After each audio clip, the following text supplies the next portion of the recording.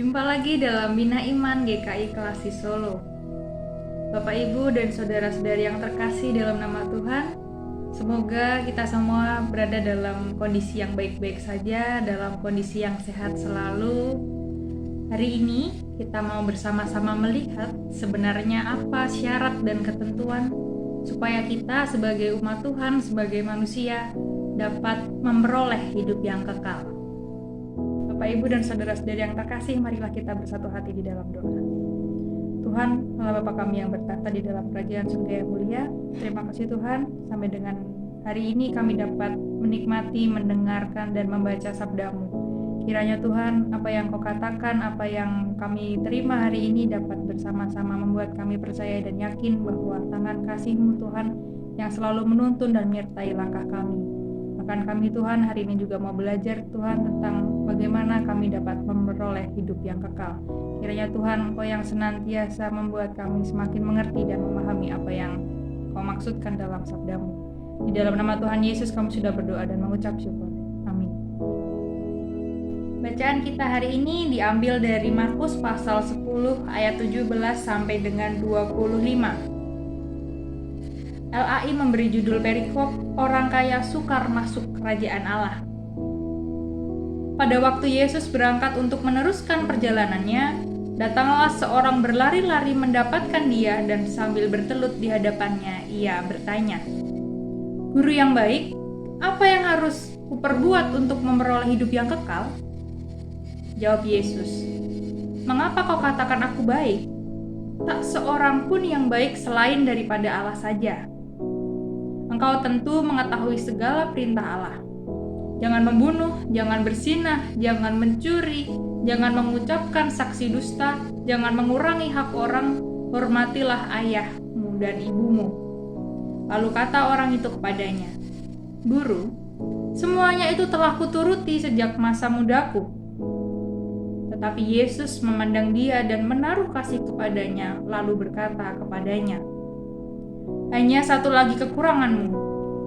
Pergilah, jualah apa yang kau miliki dan berikanlah itu kepada orang-orang miskin. Maka engkau akan beroleh harta di sorga. Kemudian datanglah kemari dan ikutlah aku." Mendengar perkataan itu ia menjadi kecewa lalu pergi dengan sedih, sebab banyak hartanya.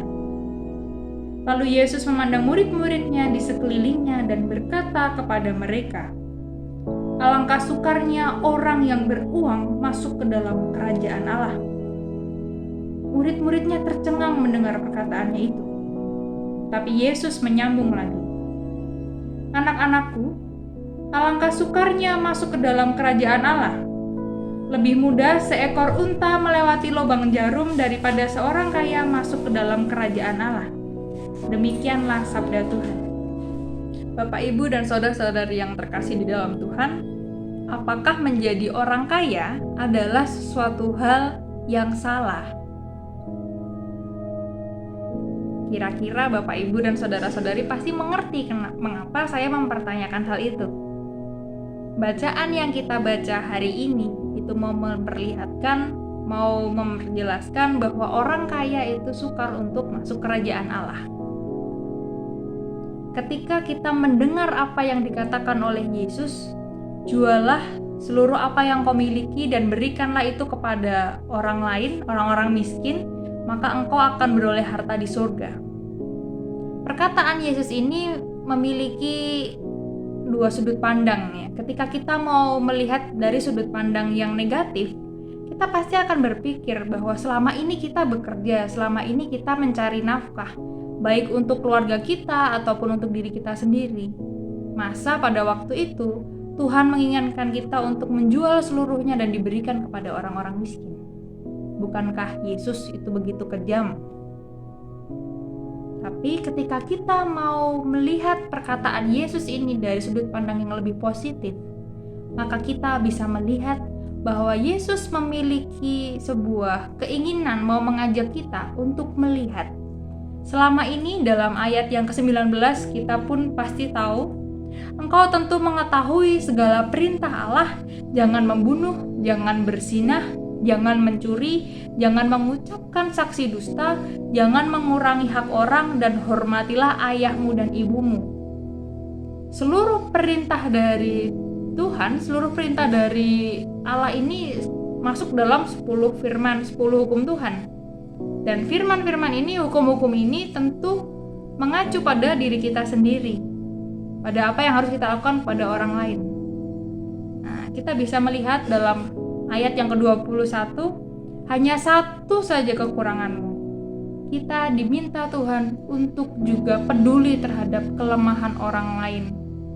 Sehingga ketika kita merasa bahwa kehidupan kita ini sudah berbuat baik pada banyak orang, kita sudah berbuat baik seturut dengan apa yang Tuhan inginkan dalam kehidupan kita, ternyata kita juga diminta oleh Tuhan untuk bisa peduli terhadap orang lain, terhadap apa yang kita miliki, maka kita bisa membagi-bagikan semua itu kepada orang lain sesuai dengan kebutuhan dan sesuai dengan kemampuan kita. Di hari ini kita bisa melihat dan mendengarkan bahwa menjadi orang kaya itu bukanlah sebuah hal yang salah ketika kita mampu mengendalikannya. Tapi ketika kita sudah diberi kekayaan, kita sudah diberi hidup yang berlimpah oleh Tuhan, dan kita justru melupakan apa yang menjadi kewajiban kita, apa yang menjadi hal yang seharusnya kita lakukan untuk orang lain, maka disitulah letak kesalahannya. Kita hanya mungkin beribadah, kita hanya mungkin berdoa dan memuji nama Tuhan, tapi di sisi lain kita ternyata lupa untuk memperhatikan kebutuhan orang lain. Disitulah letak kekeliruan atau kurangnya kita. Maka dari itu, ketika kita ingin benar-benar hidup dengan benar, memperoleh keselamatan, memperoleh hidup yang kekal, kita juga diminta oleh Tuhan untuk bisa seimbang antara apa yang harus kita lakukan sesuai perintah itu dan juga sesuai dengan apa yang harus kita berikan atau kita sampaikan ke orang lain. Ketika orang lain membutuhkan dan kita memiliki, ya marilah kita untuk memberikan apa yang kita punya itu untuk dapat membantu yang lain.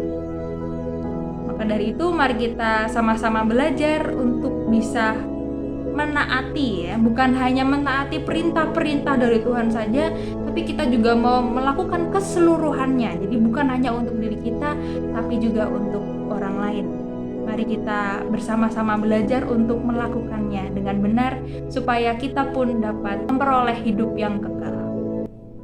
Amin. Tuhan Yesus memberkati.